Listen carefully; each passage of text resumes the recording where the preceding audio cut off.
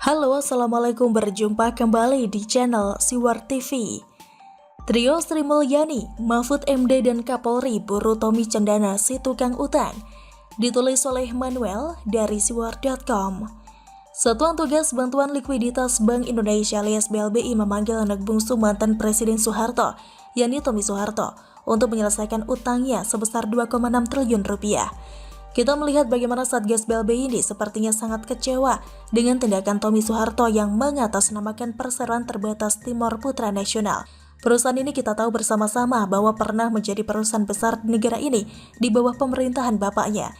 Timor Putra Nasional namanya yang tidak asing lagi, yakni penyedia mobil lokal yang katanya sih buatan Indonesia, padahal semuanya impor dari Korea. Terlepas dari impor-impor, saya tertarik dengan apa yang menjadi gebrakan dari Satgas BLBI. Agendanya sederhana, yakni menyelesaikan hak tagih negara dana BLBI berdasarkan jumlah piutang negara setidak-tidaknya sebesar 2,6 triliun rupiah. Angka yang sebenarnya adalah 2 triliun 612 miliar 287 juta 348.912 rupiah. Bacanya aja mabok, bahkan bukan hanya pengumuman. Mereka mengatakan bahwa jika Tommy Soeharto dan pihak yang dipanggil tidak mau datang untuk memenuhi kewajiban penyelesaian hak tagih negara, mereka akan melakukan tindakan hukum terhadap Tommy dan kawan-kawan. Kita tahu juga bahwa Tommy ini adalah mantan narapidana dari kasus pembunuhan Hakim Agung. Gak bapak, gak anak sama-sama bikin susah negara. Kalau Tommy ada di angka 2,6 triliun, kakaknya Bambang Trihatmojo juga memiliki utang SEA Games sebesar 60 miliar. Angka ini adalah angka fantastis yang tidak pernah saya bayangkan dan saya tidak pernah terpikir juga untuk merasakan rasa memilikinya. Tommy Soeharto ini adalah ketua umum dari Partai Berkarya. Sebagai ketua umum partai, bukankah dia harus memberikan contoh dan teladan bagi para pengikutnya? Sebagai ketua umum partai, dia seharusnya memberikan teladan bahwa utang itu harus dilunasi, karena utang itu adalah hal yang akan dibawa sampai ke kesudahannya. Bahkan pada bulan Juli silam, Menteri Koordinator Bidang Politik, Hukum, dan Keamanan yakni Mahfud MD juga memerintahkan kelompok kerja Satuan Tugas Penanganan Hak Tagih Dana BLBI segera mengeksekusi aset. Mahfud MD mengatakan bahwa banyak upaya yang bisa dilakukan guna memulihkan piutang negara akibat utang di BLBI. Ia meminta Satuan Tugas melakukan tindakan nyata, bukan hanya ngoceh-ngoceh doang. Berhenti terhadap aset-aset yang memang sudah dipastikan clean and clear sebagai contoh dokumennya lengkap agar segera dieksekusi. Mahfud juga meminta bahwa Satuan Tugas memasang pelang permanen kalau bisa memblokir dan menjual aset terkait BLBI. Tujuannya apa? Yaitu memulihkan harga diri negara. Satuan Tugas BLBI sudah dibentuk oleh pemerintah sebagai upaya untuk menagih piutang negara senilai 110,45 triliun dari sejumlah obligor dan debitor. Utang tersebut diambil dari dana talangan alias bailout yang diberikan atas krisis moneter pada tahun 97 sampai 98. Di era siapa? Silakan jawab sendiri.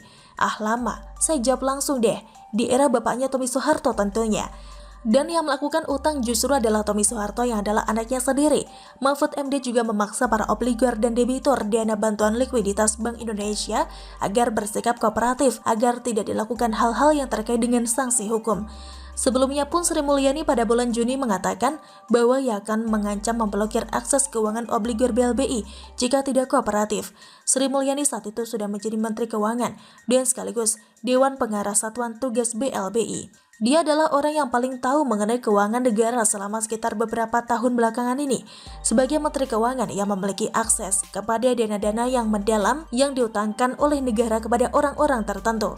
Sri Mulyani mengatakan bahwa ia akan melakukan eksekusi dan bekerja sama dengan Bank Indonesia, juga Otoritas Jasa Keuangan alias OJK, agar akses keuangan terhadap lembaga keuangan tersebut dilakukan pemblokiran. Tentu hal ini belum ada kerja nyatanya, karena sampai saat ini, karena memang Tommy Soeharto masih baru saja mau dipanggil.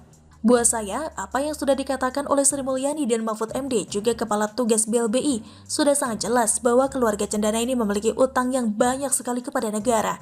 Menuntaskan utang negara itu mudah sebetulnya karena semua data dan angka tercatat dan tidak bisa dihapus. Presiden Joko Widodo juga memiliki sebuah akses untuk memberikan lampu hijau kepada para pembantu-pembantunya untuk mengeksekusi utang yang harusnya dibayarkan oleh Tommy Soeharto dan para pengutang. Memburu aset obligor BLBI termasuk yang ada di luar negeri memang menjadi prioritas. Untuk apa? Yakni untuk memperbaiki ekonomi negara ini yang seringkali dianggap lemah oleh oposisi. Sekarang ini para pembenci Jokowi dan pembenci NKRI mengatakan bahwa negara ini banyak utang. Padahal kalau kita mau tarik mundur benang merahnya, itu sudah terjadi dari era Soeharto. Dana-dana yang dicairkan oleh Bank Indonesia kepada anak-anak Presiden Soeharto pada saat itu saat ini akan ditagih. Dilihat dari formasi Presiden Joko Widodo untuk membentuk Satuan Tugas BLBI, kita lihat bahwa mereka ini seharusnya bisa diandalkan. Dewan Pengarah diisi oleh Menko Polhukam Mahfud MD, Menko Perekonomian Erlangga Hartarto, Menko Kemaritiman Luhut Binsar Panjaitan, Menteri Ekonomi Sri Mulyani, Menteri Hukum dan HAM Yasona Lauli, Jaksa Agung ST Burhanuddin, dan Kapolri Jenderal Listio Sigit Prabowo. Seluruh Dewan Pengarah ini menjadi orang-orang yang berpengaruh, maka benar bahwa memburu orang-orang penting seperti Tommy Soeharto ini butuh orang-orang yang jauh lebih kuat lagi. Tugas Dewan Pengarah juga sederhana, yakni ada 4. Pertama, untuk menyusun kebijakan strategis dalam rangka percepatan penanganan dan pemulihan hak tagih negara dan aset BLBI. Kedua, yakni mengintegrasikan dan menetapkan langkah-langkah pelaksanaan kebijakan strategis dan terobosan yang diperlukan dalam rangka percepatan penanganan dan pemulihan hak bagi negara dan aset BLBI. Ketiga, yaitu memberikan arahan kepada pelaksana dalam melaksanakan percepatan hak tagih negara. Dan yang terakhir adalah melakukan pemantauan dan evaluasi pelaksanaan tersebut. Artinya kalau kita melihat dari utang 2,6 triliun yang bisa dipakai untuk menangani pandemi dan wabah ini harus dikejar sampai dapat. Saya melihat bahwa permulaan dari BLBI dengan tagihan jumbo 110,45 triliun ini bisa dimulai dari tagihan Tommy Soeharto. 2 triliunnya saja itu sudah sekitar hampir 2% dari total dana yang diambil oleh para obligor atau pengutang.